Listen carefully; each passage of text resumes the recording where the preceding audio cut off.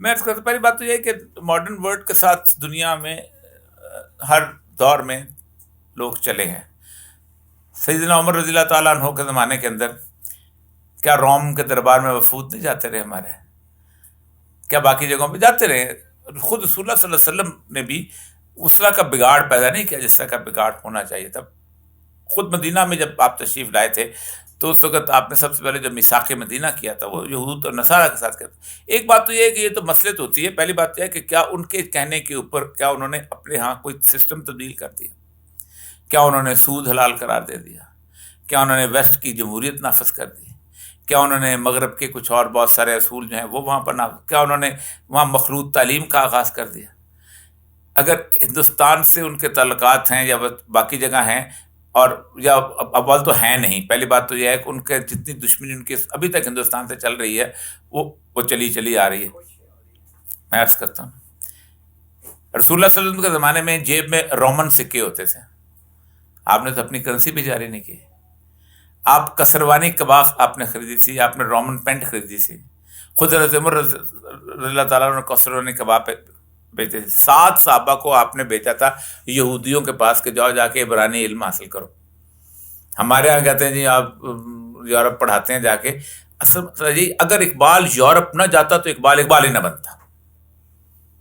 ہیرا نہ کر سکی مجھے دولت دعوت فرنگ، سرما ہے میری آنکھ کا خاک مدینہ ہونے. جب یہاں کے لوگ تو مٹی کے کوزے تھے. اس نے جا کے دیکھا، مسئلہ ہے کہ آپ کی تربیت کیا کہتی ہے ان کے مقابلے میں. ٹھیک، تو ایک تو یہ ہے. دوسری بات یہ ہے کہ آپ کالے جھنڈے ان طالبان کو ابھی نہ سمجھیں. بار بار کہا ہے کہ سیدنا امام مہدی کی ایک ہی نشانی ہے جو پکی ہے، جس کے بعد کالے جھنڈے نکلیں گے. اور نشانی یہ ہے کہ مدینہ سے ایک صاحب جان بچا کر مکہ آ جائیں گے. پہلی بات یہ کہ مدینہ اس قابل نہیں رہے گا کہ رہائش کو، وہاں حشر شروع ہو جائے گا، لڑائی شروع ہو جائے گی. وہاں آئیں گے تو رکن یمانی کے درمیان اور بس حجر اسود کے درمیان لوگ ان کو پہچان لیں گے. یعنی وہ ایک نون آدمی ہوگا جس کو لوگ سمجھتے ہوں گے جو واقعی ہمارا نجات دہندہ بن سکتا ہے. ان چند لوگوں کو تو نون ہوگا. وہ بیعت لینا چاہیں گے، وہ بیعت نہیں لیں گے، وہ بیعت زبردستی لیں گے ان سے کہ نہیں آپ کھڑے ہو. جب وہ کھڑے ہوں گے تو اللہ تبارک تعالیٰ کے رسول صلی اللہ علیہ وسلم فرماتے ہیں کہ اللہ تبارک تعالیٰ ان کی ایک رات میں اصلاح کر دے گا. اس ایک رات میں اصلاح کے بارے میں نے کئی دفعہ واقعہ سنایا ہوا ہے حضرت داؤد علیہ السلام کا. حضرت داؤد علیہ السلام ہمیشہ سے چرواہے تھے اور اتنا شاندار ایک پتھر مارتے تھے کہ کھوپڑی شیر کی پھاڑ دیتے تھے. تو جب بنی اسرائیل جو تھی وہ نکلی وہاں سے تو انہوں نے کہا لڑو. تو انہوں نے کہا ہم تو نہیں لڑتے.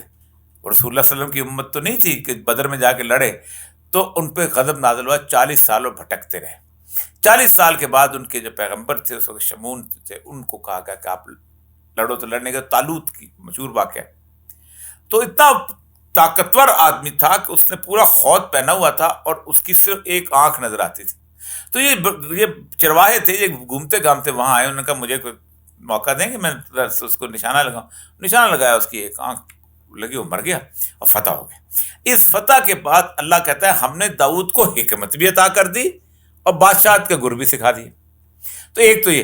اس کے مقابلے میں شام میں جو حکومت ہوگی جو بنو قلب کی ہوگی، وہاں سے لشکر آئے گا اور وہ بیضا کے مقام پہ دھسا دیا جائے گا. یہ وہ نشانی ہوگی جس کو دیکھ کے کالے جھنڈے اٹھیں گے یہاں سے. پہلے امام مہدی کو آنے دیں، ان کی بیعت ہونے دیں، اس کے خلاف شام کا لشکر آنے دیں، اس لشکر کا زمین میں دھسا دینے دیں. پھر جو کالے جھنڈے ہوں گے پھر میں پوچھے گا، اعتراض کیجیے گا کہ کیا صورتحال ہے. جی